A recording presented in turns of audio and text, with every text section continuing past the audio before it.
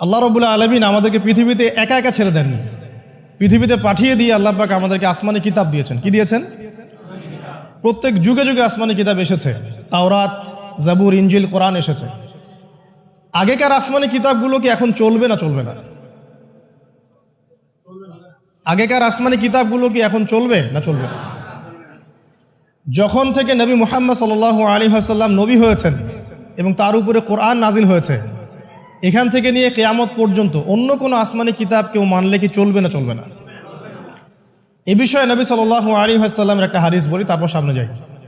একদিন নবী সাল্লাল্লাহু আলাইহি ওয়াসাল্লামের সামনে ওমর রাদিয়াল্লাহু আনহু বসে আছেন। কে বসে আছেন? ওমর রাদিয়াল্লাহু আনহু নাম তো জানেন, ইসলামের দ্বিতীয় খলিফা। নবীজিকে বলছেন যে তাওরাতে কিছু সুন্দর কথা আছে ইয়া রাসূলুল্লাহ। এই কথা বা এই স্টেটমেন্ট শোনার সাথে সাথে নবী সাল্লাল্লাহু আলাইহি ওয়াসাল্লামের চোখ মুখ রাগে লাল হয়ে গেল। হাদিসটা মিশকাতে আছে। রাগে লাল হয়ে নবী সাল্লাল্লাহু আলাইহি ওয়াসাল্লাম বলছেন যে ইয়া ওমর, হে ওমর, তুমি আমার সামনে তাওরাত পড়ছো? জেনে রাখো, লাউ কানা মূসা হাইয়ান, যদি মূসা আলাইহিস সালাম এখন জীবিত থাকতো। তাওরাত কার উপর নাজিল হয়েছে?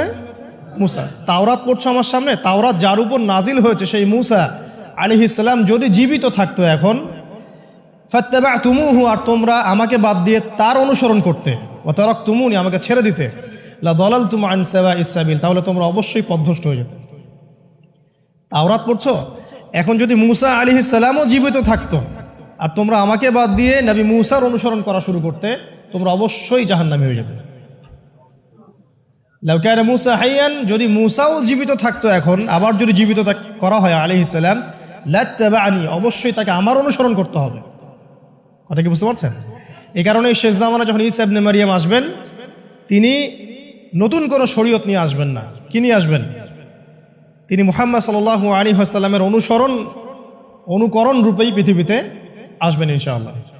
তো আল্লাহ পাক আমাদেরকে দিয়েছেন আল কোরআন, এবং কোরআন এর ব্যাখ্যা হচ্ছে হাদিস। নবী সাল্লাল্লাহু আলাইহি ওয়াসাল্লাম বিদায় হজের ভাষণে বলেছেন, এই হাদিসটা খুব ভালো করে মনে রাখবেন। তিনি বলেছেন যে তারাকতু ফিকুম আমরাইন, আমি তোমাদের মাঝে মাত্র দুটা বস্তু ছেড়ে যাচ্ছি। কয়টা বস্তু?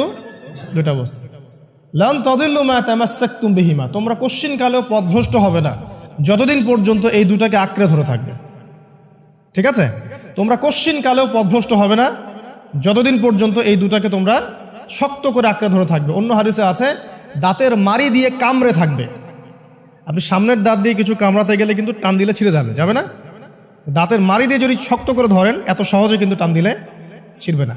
এই জন্য নবীজি বলছেন সাল্লাল্লাহু আলাইহি ওয়াসাল্লাম দাঁতের মাড়ি দিয়ে কামড়ে ধরে থাকবে কোরআন এবং সুন্নাহকে। সেই দুটো বস্তু কি? নবী সাল্লাল্লাহু আলাইহি ওয়াসাল্লাম বলছেন, একটা হচ্ছে কিতাব আল্লাহ, আল্লাহ পাকের কিতাব মানে কি? আল কোরআন। ওয়া সুন্নতি নবীহি, মানে নবীর সুন্নাত, অর্থাৎ হাদিসগুলো। কোরআন এবং সুন্নাহ মিলে ইসলাম। এই ইসলামটাই হচ্ছে আল্লাহ রাব্বুল আলামিনের মনোনীত সর্বশেষ দিন, সর্বশেষ টেস্টিমেন্ট। মানে আদম আলাইহিস সালামও তো মুসলিম ছিলেন, নূহ আলাইহিস সালামও মুসলিম ছিলেন, ঈসা আলাইহিস সালাম, মূসা আলাইহিস সালাম, ইব্রাহিম আলাইহিস সালাম, এই যে লক্ষ লক্ষ নবী রাসূল, তারা মুসলিম ছিলেন না? সবাই মুসলিম ছিলেন, কিন্তু সর্বশেষ যে বিধিবিধানগুলো আল্লাহর পক্ষ থেকে এসেছে সেটা কি?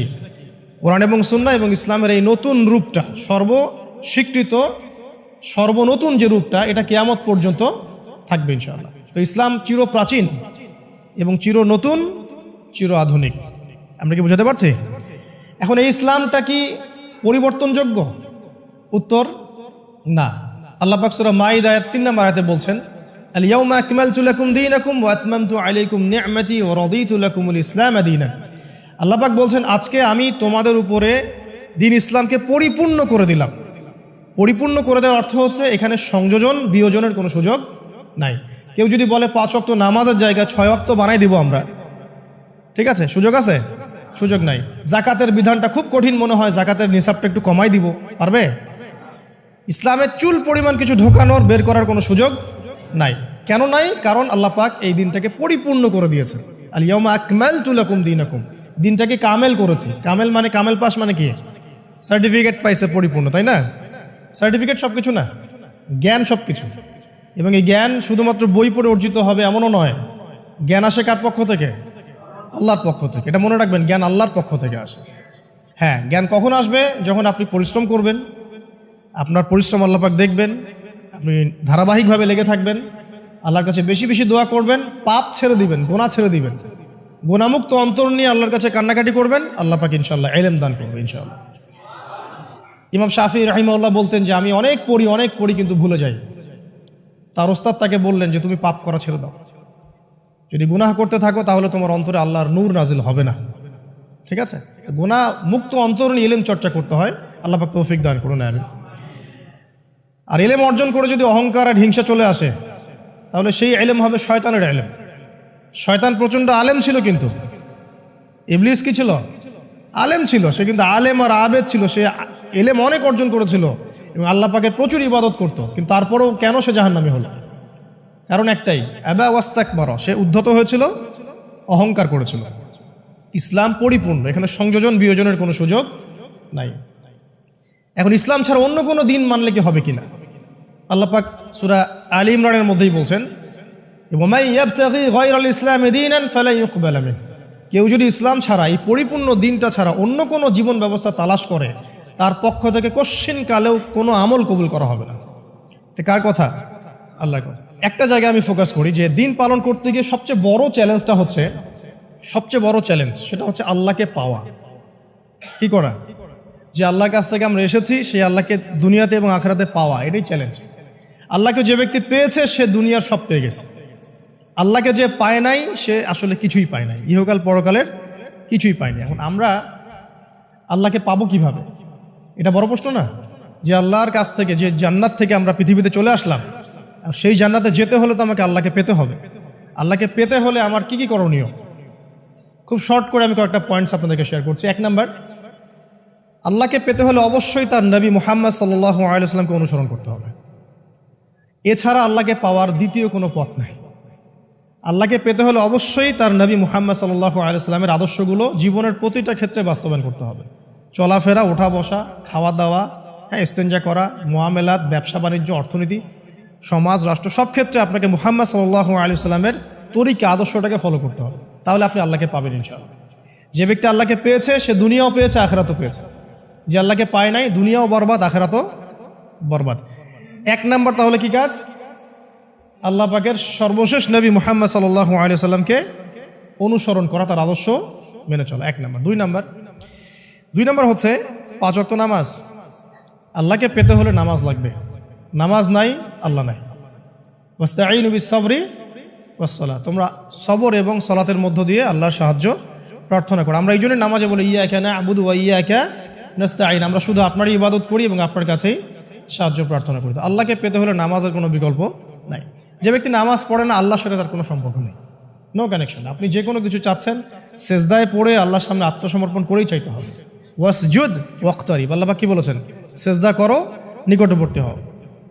তো ব্যাখ্যা অনেক করা যায়। নামাজ না পড়লে কিন্তু মানুষ কুফরিতে লিপ্ত হয়। যে ব্যক্তি মান তারাকা সালাতান মুতাআম্মিদান ফাকাদ কাফারা, যে ব্যক্তি সালাতকে অস্বীকার করে, ফরজ নামাজকে অস্বীকার করে, সে ব্যক্তি কিন্তু কুফরিতে চলে যায়। ঠিক আছে। তারপরে বাইনা রাজুলি ওয়া বাইনা শিরকি ওয়াল কুফরি তারকুস সালাহ, একজন মুমিন বান্দা এবং অমুসলিমদের মধ্যে পার্থক্যই নামাজ। নামাজের বিষয়ে অনেক কথা আমি আগেও বলেছি, আপনারা শুনেছেন, অন্য আলেমদের কাছেও শুনেছেন। এক বাক্যে নামাজ না পড়লে ইসলামের রশিটা কেটে যাবে। মুআয বিন জাবালকে নবী সাল্লাল্লাহু আলাইহি ওয়াসাল্লাম বলেছেন যে যদি মান তারাকা সালাতান মুতাআম্মিদান, কেউ যদি সালাতকে ইচ্ছা করে ছেড়ে দেয়, ফাকাদ বারিআত মিন জিম্মাতিল্লাহ, সে ব্যক্তি আল্লাহর জিম্মেদারি থেকে মুক্ত হয়ে যাবে। তার উপর আল্লাহর কোনো জিম্মাদারি নাই, আল্লাহর নিরাপত্তা, জিম্মাদারি থেকে সে মুক্ত। তো 5 ওয়াক্ত নামাজ আল্লাহ পাক আমাদের সবাইকে জামাতের সাথে পড়ার তৌফিক দান করুন। এর পাশাপাশি নফল নামাজ বাড়িয়ে দেওয়ার তৌফিক দান করুন, এবং স্পেশালি তাহাজ্জুদের নামাজ যদি পারেন 2 রাকাত হলেও নিয়মিত তাহাজ্জুদের নামাজ পড়ার তৌফিক আল্লাহ পাক আমাদেরকে দান করুন। আর নামাজের বাহ্যিকতা নিয়ে এত বেশি ঝগড়ায় যাবেন না। এখন আমরা যত ঝগড়া নামাজের বাহ্যিকতা নিয়ে, হাত বাঁধা, রফুল ইয়াদাইন, আমিন আর পায়ে পা, এগুলো নিয়ে ঝগড়া শেষ আছে? নাই। ইসলামের বিরোধী শক্তিরা হাত ভেঙে ফেলার পায়তারা করে ফেলেছে অলরেডি। হাতই না থাকলে আপনি বাঁধবেন কোথায়? মনে করেন আপনার হাতই নাই, বাঁধবেন কি উপরে না নিচে? তো এই হাত তো ভেঙে ফেলার পায়তারা করা হয়েছে। এখন আপনি পড়ে আছেন বাঁধার কোন জায়গায় বাঁধবেন সেটা নিয়ে, অথচ পুরো বৈশ্বিক চক্রান্ত মুসলিমদের বিরুদ্ধে হাতটাই ভেঙে ফেলে দিবে। তুই বাঁধবি কোথায় হাত? তারপর দেখব। এটা আমরা বুঝতে পারি না। এটা বোঝার জন্য যে জ্ঞান, ইলম, নূর দরকার তা তো নাই আমাদের মধ্যে। এই জন্য আপোষের ঝগড়া নিয়ে পড়ে আছে।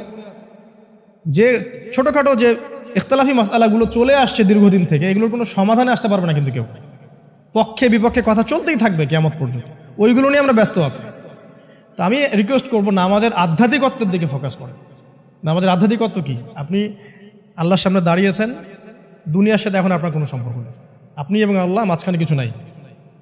নামাজে যা পড়ছেন সূরা ফাতিহা, অন্যান্য সূরা, রুকু, তাসবিহ, সিজদা, তাশাহুদ, দরুদ, অর্থ বোঝার চেষ্টা করেন এবং অর্থের দিকে ফোকাস করেন, আল্লাহকে পাবেন ইনশাআল্লাহ। সিজদায় রুকুতে যখন যাচ্ছেন আপনি চিন্তা করেন যে আপনি মহাবিশ্বের মহা শক্তিধর আল্লাহ রাব্বুল আলামিনের সামনে মাথা নত করেছেন। আপনি চিন্তা করেন যে আল্লাহ আপনাকে দেখছেন। এখন যখনই মানুষ নামাজে দাঁড়ায় আল্লাহ পাক তার দিকে দৃষ্টি নিবদ্ধ করে, এবং যখন মানুষ এদিক ওদিক তাকানো শুরু করে নামাজে, আল্লাহ পাক মুখ ঘুরিয়ে নেন। হ্যাঁ, নামাজে ওই যে আমরা যে ডিজিটাল নামাজ পড়ি না, এখন ডিজিটাল মানে 4 রাকাত নামাজ 4 মিনিটে শেষ। এক রুকু করলে সেজদা পাওয়া যায় না, সেজদার তাসবিহ পড়লে আবার এদিকে দেখা যায় যে দ্বিতীয় সেজদায় চলে গেছে অলরেডি ওঠার আগেই। অনেক ক্ষেত্রে ইমাম সাহেবরাও খুব দ্রুত নামাজ পড়ান, অনেক দ্রুত পড়ান। এত দ্রুত নামাজ পড়াবেন কেন?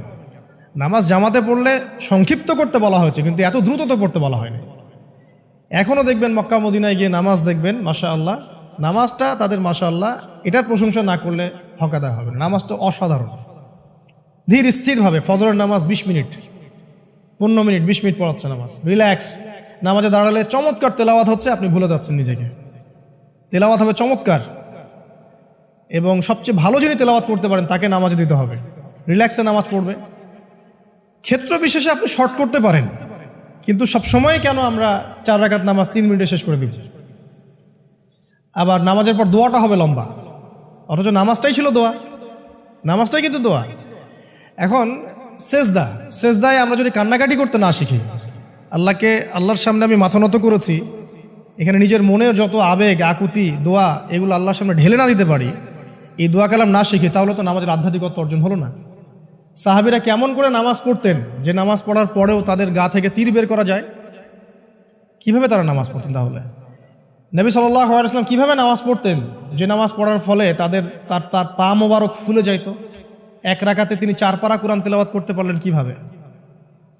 তো তাদের নামাজ আর আমাদের নামাজ, আল্লাহ রাব্বুল আলামিন তার রাসূলের মাধ্যমে একটা হাদিসে জানিয়েছেন যে এমনও অনেক নামাজি আছে, নাউযুবিল্লাহ, আল্লাহ পাক আমাদেরকে তাদের অন্তর্ভুক্ত না করুন, যে নামাজ পড়ার পরে আল্লাহ রাব্বুল আলামিন এই নামাজটাকে ওই নামাজের মুখের উপর নিক্ষেপ করে দেয়, তোমার নামাজের আমার কোনো দরকার নেই। আল্লাহ পাক আমাদেরকে হেফাজত করুন। ধীর স্থিরভাবে পড়েন, রিল্যাক্সে, তাড়াহুড়ার কিচ্ছু নাই। ওয়ামা খালাকতুল জিন্না ওয়াল ইনসা ইল্লা লিয়াবুদুন, শুধুমাত্র আল্লাহর ইবাদত করার জন্যই তো পৃথিবীতে এসেছি। হোক না দোকানটা 5টা মিনিট পরে খুললে কি হবে? হ্যাঁ, জমিতে যান, জমিতে আধা ঘন্টা পরে গেলে কি হবে? যে আল্লাহ পাক আপনাকে বাঁচিয়ে রাখতে পারেন, সে আল্লাহ পাক আল্লাহর পথে সময় দিলে আপনাকে অফুরন্ত রিজিকও তো দিতে পারেন না? আপনি আল্লাহর হয়ে যান, বাকি সব আল্লাহ আপনার দায়িত্ব নিয়ে নেবেন ইনশাআল্লাহ। আপনি নিজে আল্লাহর হয়ে যান, আপনার সব কিছু দায়িত্ব কে নিয়ে নেবে? আল্লাহ নিয়ে নেবে। আল্লাহ পাক আমাদেরকে ধীর স্থিরভাবে আধ্যাত্মিকত্ব অর্জন করে নামাজ পড়ার তৌফিক দান করুন, আমিন। তো দেখুন, আল্লাহকে পাওয়ার সবচেয়ে সেরা মাধ্যম কি? নামাজ। তার আগে বলেছি নবী সাল্লাল্লাহু আলাইহি ওয়াসাল্লামের অনুসরণ। আল্লাহকে পাওয়ার তৃতীয় একটা মাধ্যম বলে দিই আমি, সওম বা রোজা রাখা। অল্প সময় গুটিয়ে নিচ্ছি, সওম বা রোজা রাখা। রোজা কেন আল্লাহকে পাওয়ার মাধ্যম জানেন? কারণ রোজা রাখা অবস্থায় আমরা কিন্তু গোপনে পানাহার করি না, করি? আমরা রোজা রেখেছি, গোপনে কিন্তু পানি খেতে পারি, কেউ দেখবে না। গোসল করছেন, আপনি পানি খেতে পারেন, কেউ দেখবে না। লুকিয়ে লুকিয়ে আপনি কিন্তু খাবার খেতে পারেন, কেউ দেখবে না, বাসায় কেউ নাই দেখার, কিন্তু আপনি খান না। আপনি সবর করেন, সহ্য করেন, একদম সূর্যাস্তের সময় গিয়ে আপনি ইফতার করেন। এই যে কাজটা আপনি কেন করেন? কারণ আপনি ফিল করেন যে আল্লাহ আপনাকে দেখছেন। কেউ আপনাকে দেখুক না দেখুক, আল্লাহ আপনাকে দেখছেন। এটাই হচ্ছে ইহসান, এটাই হচ্ছে আল্লাহ পাকের মারিফতকে উপলব্ধি করা। আল্লাহ রাসূল সাল্লাল্লাহু আলাইহি ওয়াসাল্লাম বলেছেন, ইহসান হচ্ছে আন তা'বুদাল্লাহা কাআন্নাকা তারা, তুমি এমনভাবে আল্লাহর ইবাদত করবে যেন তুমি আল্লাহকে দেখছো। ওয়া ইল্লাম তাকুন তারাহু ফাইন্নাহু ইয়ারাক, তুমি আল্লাহকে দেখতে না পারলেও বিশ্বাস করবে আল্লাহ তোমাকে দেখছেন। এটা রোজা রাখলে উপলব্ধি হয় না যে আল্লাহ আমাকে দেখছেন? এটা হচ্ছে আল্লাহকে পাওয়ার মাধ্যম। এই জন্য রমাজানের রোজা অবশ্যই রাখবো ইনশাআল্লাহ। পাশাপাশি এই যে সোমবার, বৃহস্পতিবার, বা এই যে মাসের 3 দিন আইয়ামে বীজের সওম আছে, 13, 14, 15, আরাফার সওম, আশুরার সওম বা নফল সওম, এগুলো রাখার অভ্যাস করলে আল্লাহকে পাওয়া যাবে ইনশাআল্লাহ তাআলা। আল্লাহ পাক আমাদেরকে বেশি বেশি সওম রাখার তৌফিক দান করুন, এবং আমাকে আপনাদের সবাইকে বিগত জীবনে আমরা যারা বিভিন্ন সময় সওম রাখি নাই, বা রাখতে পারি নাই, বা বিভিন্ন সালাত পড়ি নাই, পড়তে পারি নাই, এগুলোকে হিসেব করে আদায় করার তৌফিক আল্লাহ পাক দান করুন, আমিন। 4 নম্বর একটা মাধ্যম বলে দিই আল্লাহকে পাওয়ার, সেটা হলো তিলাওয়াতে কোরআন। কোরআন তেলাওয়াত যে যত বেশি করবে, অর্থ উপলব্ধি করে পড়বে, সে আল্লাহ পাককে চাক্ষুষ পাবে ইনশাআল্লাহ। মানে আল্লাহ রাব্বুল আলামিন একটা চিঠি দিয়েছেন, মনে করেন আপনাকে, আপনার একজন কথার কথা এক্সাম্পল দিচ্ছি, যে আপনার কোনো একজন বন্ধু আছে অনেক দূরের কোনো দেশে, তা আপনি তাকে দেখেনও নাই, আপনি তাকে চিনেনও, মানে আপনি তার চেহারা দেখেন নাই, তাকে চিনেন না, তার সাথে যোগাযোগের মাধ্যম হচ্ছে আপনার চিঠি বা মেসেজ, ঠিক আছে? এখন সে আপনাকে কিছু মেসেজ পাঠালো, এই মেসেজের মধ্যে সে কিছু ইনস্ট্রাকশন দিয়েছে যে এইগুলো করতে হবে, এগুলো করতে হবে, বা আপনার প্রতি ভালোবাসার ইজহার করছে। মানে এই মেসেজটা যদি আপনি পড়তে পারেন, তাহলে আপনি আপনার বন্ধুর সাথে একটা কানেকশন তৈরি করলেন না? বুঝতে পারছি না? আচ্ছা, এখন সমস্যা হচ্ছে কি, আমরা ওই মেসেজটা পড়তেই পারি না, আমরা তো কোরআনটা পড়তেই জানি না, তাহলে মেসেজটা পাবো কিভাবে?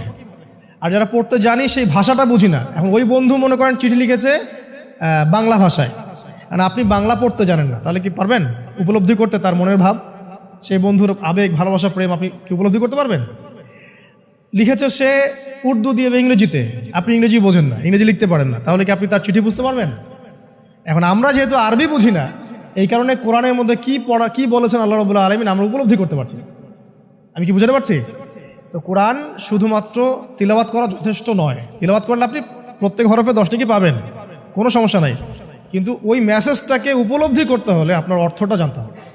অর্থ জানলে পরে আপনি দেখবেন আল্লাহকে আপনি চাক্ষুষ সামনে পাচ্ছেন ইনশাআল্লাহ। আপনি হতাশ হয়েছেন, হতাশা দূর করার জন্য সূরা আছে কোরআন। বিপদে পড়েছেন, বিপদ দূর করার সূরা আছে কোরআন। আপনার রিজিকের সমস্যা কাটানোর সূরা কোরআনে আছে। কোনো হাজতের প্রয়োজন, সূরা ইয়াসিন, হাজতের সূরা চলে আসে। অসুস্থ হয়েছেন, শেফার সূরা কোরআনে আছে। বা কাউকে জিন টোনা করা হয়েছে, বান টোনা করা হয়েছে, ওর শেফাও কোরআনে আছে। এমন কোনো বিষয় নাই যেটা আল্লাহ রাব্বুল আলামিন কোরআনের মধ্যে নাজিল করেন নাই। ব্যবসা করতে চান, কোরআন কথা বলবে, ঠিক আছে? আপনি সামাজিক বিষয়ে ডিল করতে চান, সূরা হুজুরাত কথা বলবে। আপনি ইতিহাস ভালোবাসেন, কোরআনে ইতিহাস দিয়ে ভর্তি করা আছে। আপনি কাব্য ভালোবাসেন, কবিতা পড়তে ভালোবাসেন, কোরআনের মধ্যে কবিতা দিয়েও ভর্তি আছে। আর রহমান আল্লামাল কোরআন খালাকাল ইনসান, এখানে ছন্দ আছে না? প্রত্যেকটা ছন্দ, ওয়ান নাজমি ইযা হাওয়া মা দাল্লা সাহিবুকুম ওয়া মা গাওয়া ওয়া মা ইয়ানতিকু আনিল হাওয়া, ছন্দ আছে না? আপনি উপন্যাস ভালোবাসেন, কোরআনে অনেক উপন্যাস আছে, যা চান তাই পাবেন কোরআন। এক কথায় আপনি আল্লাহকে পাবেন কোরআনের মধ্য দিয়ে। কোরআনের সাথে যার সম্পর্ক যত বেশি, আল্লাহর মারেফত সে তত বেশি পাবে ইনশাআল্লাহু আজ্জা ওয়া জাল। 4টা বলেছি না? 5 নম্বর হচ্ছে হজ ওমরা করা। হজ ওমরা আল্লাহ পাক আমাদের সবাইকে বেশি বেশি করার তৌফিক দেয়। হজ এবং ওমরা এমন কিছু কাজ আছে যে কাজগুলো সরাসরি আপনার সাথে আল্লাহ পাকে কানেকশন করা হবে। আরাফার মাঠে যাবেন, ওই মাঠে কি কিয়ামত হবে না? আল্লাহকে চিনতে পারবেন এখানেই। তারপরে যে সাই করেন না, সাফা মারওয়া সাই করে, ওখানে গেলে আপনি বুঝতে পারবেন যে কিভাবে ইসমাইল আলাইহিস সালামকে পানি দেওয়ার জন্য তার মা হাজরা এখানে দৌড়াদৌড়ি করেছে। বাইতুল্লাহ দেখবেন, আপনি চিনবেন যে আল্লাহর তাওহীদ কি জিনিস। চোখে দেখার সাথে সাথে আপনার ভিতরে এমন একটা ফিলিংস আসবে যেটা ভাষায় প্রকাশ করা যাবে না। চোখে দেখার সাথে সাথে এমন একটা ফিলিংস আসবে, আপনাকে আমি এটা ভাষায় প্রকাশ করে বোঝাতে পারবো না। আপনি জানবেন ইব্রাহিম আলাইহিস সালাম এবং তার ছেলে ইসমাইল আলাইহিস সালাম বাপ বেটা মিলে রাজমিস্ত্রির কাজ করেছে। এটা আপনি জামজাম কূপ দেখবেন, পানি পান করবেন, আল্লাহকে চিনতে পারবেন যে এই কূপ তো অলৌকিক, এই কূপের মতো কূপ নাই পৃথিবীতে, এর পানি কখনো শেষ হয় না, এবং এই পানি খেয়ে মানুষ বেঁচে থাকতে পারে, খাবারের দরকার হবে না। দীর্ঘদিন পর্যন্ত এই পানি খেয়ে মানুষ বেঁচে থাকতে পারবে, খাবারের প্রয়োজন হয় না। তো এই পানির মধ্যে এমন কিছু উপাদান আছে যেটা মানুষের শরীরের রোগগুলোকে শেফা দিয়ে দিবে ইনশাআল্লাহ তাআলা আল্লাহর হুকুমে। তো প্রত্যেকটা কাজে রাসূল সাল্লাল্লাহু আলাইহি ওয়াসাল্লাম শহরে গেছেন মদিনায়, ওই মদিনার বাতাসটা আপনাকে বলে দিবে যেটা এটা একটা অন্যরকম শহর, ঠিক আছে? রাসূল সাল্লাল্লাহু আলাইহি ওয়াসাল্লামের রওজায় যাবেন, সামনে দাঁড়াবেন, আপনি আল্লাহকে চিনতে পারবেন। আপনি আর পৃথিবীতে থাকবেন না, অন্য জগতে চলে যাবেন। ওই যে বাকিউল গারকাত আছে, সাহাবীদের কবরস্থান জান্নাতুল বাকি, ওখানে ঢুকবেন, আপনার কাছে মনে হবে যে পৃথিবীটা আসলে কিছুই না। পৃথিবীর সবচেয়ে সেরা মানুষগুলো এই মাটির নিচে শুয়ে আছে, ওখানে আপনাকে খুবই তুচ্ছ মনে হবে তাদের সামনে। এই যে মানে বিভিন্ন জায়গায় গিয়ে আল্লাহকে চিনতে পাওয়া, এটা সবচেয়ে ভালো হয় হজ এবং উমরাতে গিয়ে। আল্লাহ পাক আমাদেরকে তৌফিক এনায়েত করুন, আমিন। তো এটা একটা আল্লাহকে পাওয়ার নিদর্শন। যাদের হজ ফরজ হয়ে গেছে অবশ্যই হজ করে ফেলবেন, আর যাদের সামর্থ্য আছে তারা বেশি বেশি উমরা করবেন। নবী সাল্লাল্লাহু আলাইহি ওয়াসাল্লাম বলেছেন, এক হজ পরের হজের মধ্যে যত গুনাহ মাফ করিয়ে দেয়, এক উমরা পরের উমরার মধ্যে যত গুনাহ সেগুলোকে মাফ করিয়ে দেয়। আল্লাহ পাক আমাদেরকে এই আমলগুলো করার তৌফিক ইনায়াত করুন। 6 নাম্বার বলছি জিকির, আল্লাহ পাকের জিকির বাড়াতে হবে। যে আল্লাহ পাকের জিকির যত বেশি করবে সে আল্লাহ পাকের মারিফত তত বেশি উপলব্ধি করবে, আল্লাহকে পাবে ইনশাআল্লাহ। আর এই জিকির করার জন্যে অজুও শর্ত নয়, জানেন? আল্লাহর জিকির করার জন্য কিন্তু অজু শর্ত নয়। আপনি মনে মনে চলতে ফিরতে অলওয়েজ সুবহানাল্লাহ, আলহামদুলিল্লাহ, আল্লাহু আকবার, লা ইলাহা ইল্লাল্লাহ, আস্তাগফিরুল্লাহ পড়তেই থাকতে পারেন। কষ্টের কিছু আছে? খালি জবান চলবে, খালি জবান চলবে। মাঠে কাজ করছেন, ওই যে লাঙল দিয়ে কাজ করছেন, সেচ দিচ্ছেন, আপনি পড়তে থাকবেন আস্তাগফিরুল্লাহ ওয়া আতুবু ইলাইহি, লা হাওলা ওয়ালা কুওয়াতা ইল্লা বিল্লাহ, সুবহানাল্লাহ, আলহামদুলিল্লাহ, লা ইলাহা ইল্লাল্লাহ, আল্লাহু আকবার। কোনো সমস্যা? কোনো সমস্যা নেই। রান্না বান্না করছে মেয়েরা, এটা করতে করতে পড়তে পারবে না? গাড়ি ড্রাইভ করছেন, ড্রাইভ করতে করতে আপনি পড়তে পারবেন লা ইলাহা ইল্লাল্লাহ ওয়াহদাহু লা শারীকা লাহু, লাহুল মুলক ওয়া লাহুল হামদু ওয়া হুয়া আলা কুল্লি শাইইন কাদির। যে কোনো কাজ করতে করতেই ইল্লাল ইস্তিনজা, ইস্তিনজা বাদ দিয়ে। ইস্তিনজা কি জিনিস? প্রসাব পায়খানা। এই সময় এগুলো মুখ দিয়ে বলবেন না, দরকার নাই। আপনি এখানে এরপরে যে সময়গুলো আছে এগুলোতে আপনি জিকির বাড়াবেন। যে যত বেশি জিকির করবে তার কলব তত বেশি পরিচ্ছন্ন হবে। যার কলব যত পরিচ্ছন্ন আল্লাহর নূর তার কলবে তত বেশি আসবে, সে আল্লাহ পাকে তত কাছে পাবে ইনশাআল্লাহু আযজা ওয়া জাল। 7 নাম্বার দোয়া ইস্তেগফার বাড়িয়ে দেয়া। আল্লাহর কাছে বেশি বেশি দোয়া করতে হবে। দোয়া বাড়িয়ে দেন। দোয়ার জন্য হুজুর ডাকতে হবে না, দোয়ার জন্য আমাকে ডেকে বাসায় খাওয়ানোরও দরকার নেই। আপনার দোয়ার জন্য আপনি যথেষ্ট। নামাজে দাঁড়ান, নামাজে সেজদায় দোয়া করেন, নফল নামাজ পড়েন, নফল নামাজে সেজদায় দোয়া করেন, নামাজের পরে হাত তুলে দোয়া করেন প্রয়োজনে, নামাজে সালাম ফেরানোর আগে দোয়া করেন, যে কোনো ভালো কাজ করেছেন তারপর দোয়া করেন, ঠিক আছে? কোরআন তেলাওয়াত করলেন দোয়া করেন, তাহাজ্জুদের ওয়াক্তে দোয়া করেন, বৃষ্টি পড়ছে তখন দোয়া করেন, ঠিক আছে? মানে দোয়া কবুলের মোমেন্ট, সময়গুলো, আজান হয়েছে, আজান ইকামতের মাঝখানে দোয়া করেন, এই যে এখন খুতবা হচ্ছে এই সময় দোয়া করেন, দোয়া কবুল হবে। দিনই মসজিদে বসেছেন দোয়া করেন, দোয়া করতে থাকেন মনে মনে। যত বেশি আপনি দোয়া করতে পারবেন আল্লাহর কাছে ইনশাআল্লাহ আল্লাহকে আপনি তত কাছে পাবেন ইনশাআল্লাহ। এটা আল্লাহকে পাওয়ার অন্যতম মাধ্যম। এবং ইস্তেগফার মানে কি? তওবা করা। আস্তাগফিরুল্লাহাল্লাযী লা ইলাহা ইল্লা হুয়াল হাইয়ুল কাইয়ুম ওয়া আতুবু ইলাইহি। এটা বেশি বেশি পড়বেন, দিনে কমপক্ষে 70 বার বা 100 বার পড়ার চেষ্টা করবেন। আল্লাহ পাক তৌফিক দান করুন। কয়টা বলেছি ভাই? 7টা। আচ্ছা, 8 নাম্বার হচ্ছে সদকা করা। সদকা, দান সদাকা আল্লাহর কাছে খুব বেশি পছন্দের। দান সদকা করার জন্য সম্পদ লাগে না, আমার কথা শোনেন। দান সদকা করার জন্য সম্পদ লাগে না, কলিজা লাগে, মন লাগে। বহু বড় বড় মানুষ আছে দান সদকা করতে পারে না, কোটিপতি, যাকাত দেয় না, আছে না? আর বহু গরিব মানুষ ভ্যান চালায়, কৃষিকাজ করে, দেখবেন 100 টাকা দান করে দিল। মন থাকতে হয়, মন, কলিজা বড় থাকতে হয়। তো যাদের কলিজা বড়, মন বড়, তারা দান সদকা করতে পারবে ইনশাআল্লাহ। আর যার মন বড় সেখানেই তো আল্লাহ নূর আসবে। সংক্ষিপ্ত মনে কি, সংকীর্ণ মন আল্লাহ নূর কোত্থেকে আসবে? কথা বুঝতে পারে নাই? তো দান সদকা বাড়ান। আপনি 1 টাকা দান করেন, 5 টাকা দান করেন, হালাল রিজিক থেকে 1 টাকা দান করেন, সেটা আল্লাহর কাছে অনেক বেশি পছন্দের। একটা হাদিসে নবী সাল্লাল্লাহু আলাইহি ওয়াসাল্লাম বলেছেন, হালাল উপার্জন থেকে আল্লাহর বান্দারা যখন একটা খেজুরও দান করে, আল্লাহ পাক সেই একটা খেজুরকে আস্তে আস্তে বড় করতে থাকেন, বড় করতে থাকেন, বড় করতে থাকেন। এটা এক পর্যায়ে পাহাড়ের সমান হয়ে যায়। এবং কিয়ামতের মাঠে মানুষ তার দান এবং সাদাকার যে ছায়া, এই ছায়ার নিচে অবস্থান করবে। আপনার বিপদ হয়েছে, দান সদকা করেন, বিপদ দূর হয়ে যাবে ইনশাআল্লাহ। জটিল কোনো রোগ হয়েছে, কোনো ডাক্তার ট্রিটমেন্ট করতে পারছে না, সদকা করেন, রোগ ভালো হয়ে যেতে পারে ইনশাআল্লাহ। সদকার ব্যাপক ফজিলত আছে। সদাকা, দান সদাকা, দোয়া, এগুলো তাকদিরের যে বিপদ আপদগুলো আছে না, ঝুলে আছে, আমাদের তাকদিরে বিপদ আছে না অনেক, এগুলোকেও সরিয়ে দিতে পারে আলহামদুলিল্লাহ। এই শক্তি আছে দোয়া এবং দান সদকার মধ্যে। আল্লাহ পাক আমাদেরকে বেশি বেশি সদাকা করার তৌফিক দান করুন, আমিন। আর সদাকা নফল না করতে পারলেও কমপক্ষে ফরজ জাকাতটুকু দিবেন, ফরজ জাকাতটুকু দিবেন। কারণ জাকাত, সদকা এবং ব্যবসা এগুলো হচ্ছে ইসলামিক অর্থনীতির মূল ভিত্তি, এর সাথে কৃষিকাজ। আর দুটো বলে শেষ করে দেই। 9 নম্বর হচ্ছে আমর বিল মারুফ এবং নাহি আনিল মুনকারের কাজ করা, মানে সৎ কাজের আদেশ করা, মানুষকে অসৎ কাজে নিষেধ করা। এই কাজটা যে যত বেশি করবে সে তত বড় ব্যবসায়ী। কারণ কি, আপনার দাওয়াতে, আপনার লেকচার শুনে, আপনার বই পড়ে, আপনার নসিহত শুনে যদি একটা মানুষও দিনের পথে ফিরে আসে, ওই একটা মানুষের সারা জীবনের যে নেক কাজ, এই সমস্ত নেক কাজের একটা অংশ আপনি পাবেন।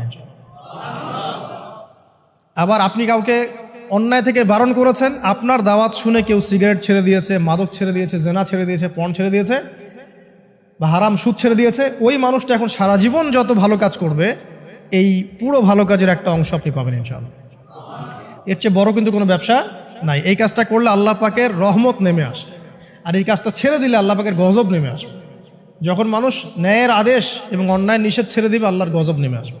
আর মানুষ যত বেশি সৎ কাজে আদেশ করবে, অসৎ কাজে নিষেধ করবে, আল্লাহর রহমত তত কাছে আসবে ইনশাআল্লাহ। আল্লাহকে পাওয়া যাবে ইনশাআল্লাহ তাআলা। আল্লাহ পাক আমাদেরকে তৌফিক এনায়েত করুন। আর সর্বশেষ একটা বলে শেষ করে দেই, সেটা হলো যে আল্লাহর দিনের খেদমত করা বা দিনের কল্যাণে নিজেকে নিয়োজিত রাখা। আল্লাহর দিনের খেদমত করা বা দিনের কল্যাণে নিজেকে নিয়োজিত করলে আল্লাহ পাককে পাওয়া যাবে ইনশাআল্লাহ। এই পৃথিবীতে আল্লাহ পাকের সবচেয়ে গুরুত্বপূর্ণ জিনিসটা কি? নিয়ামতটা কি? আল্লাহর দিন না? এই দিন ছাড়া কি পৃথিবীতে আর কিছু আছে? একটা হাদিসে আসছে যে পুরো পৃথিবীটাই তো অভিশপ্ত। পুরো পৃথিবীটা কি? অভিশপ্ত। শুধুমাত্র দিনের এলেম অর্জনের জায়গা ছাড়া, তালেবে এলেমদের জায়গা ছাড়া, দিনী মাহফিলগুলো ছাড়া, যেখানে নামাজ হয় এই জায়গাগুলো ছাড়া বাকি সব অভিশপ্ত জায়গা। তো এখানে পৃথিবীতে সবচেয়ে গুরুত্বপূর্ণ এবং ইম্পর্টেন্ট আল্লাহর কাছে প্রিয় জিনিসটা কি? আল্লাহর দিন।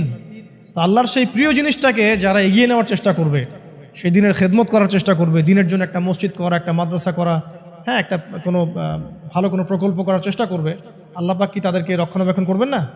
আল্লাহ পাক তাদের অভিভাবক হবেন না? নিঃসন্দেহ হবেন ইনশাআল্লাহ। এবং ইনশাআল্লাহ তাআলা তারা পৃথিবীতেও সফল হবে, পরকালেও ইনশাআল্লাহ তাআলা সাফল্যের চাদর তাদেরকে আঁকড়ে ধরবে ইনশাআল্লাহ তাআলা। আল্লাহ রাব্বুল আলামিন আমরা সবাইকে এই দুনিয়াতে আল্লাহকে পাওয়ার তৌফিক দান করুন, এবং যে কাজগুলো করলে পরে আল্লাহকে পাওয়া যায় সেই কাজগুলো বেশি বেশি করে করার তৌফিক আল্লাহ পাক দান করুন। এবং পরকাল আল্লাহ রাব্বুল আলামিন আমাদের গুনাহগুলোকে মাফ করে আল্লাহর রহমতের চাদরে আমাদেরকে আবৃত করে নিন। আল্লাহুম্মা আমিন। আকুলু কওলি হাযা আস্তাগফিরুল্লাহ লি ওয়া লাকুম ওয়া লিসাইরিল মুসলিমিন। বারাকাল্লাহু লানা ওয়া লাকুম বিল আয়াতিল হাকীম। ইন্নাহু তাআলা জাওয়াদুন কারীম ওয়া রাউফুর রহিম।